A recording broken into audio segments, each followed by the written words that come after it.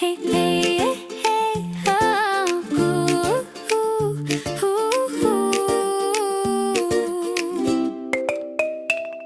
Kil nuam takah eng de sep hnuaiah Lumna tuam tli tleh heuh kanin hmangaihna nghet riin boruak luah khat Lungphu hian hrilh hnuaiah hmangaihna emaw khawel chilong risse in zom na tlum takah hian hun Mawi takah hian hun muang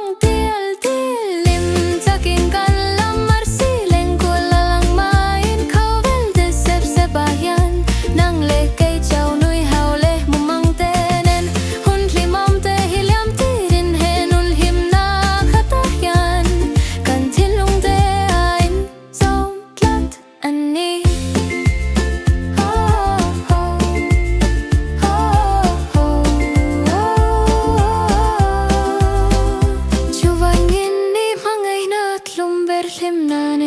Kulang he Thawnthu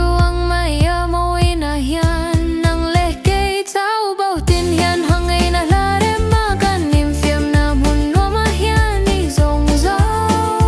kan neya he mukil bera hian hnuaiah hi cham reng se ka thilung avang chung hian kum khuin kan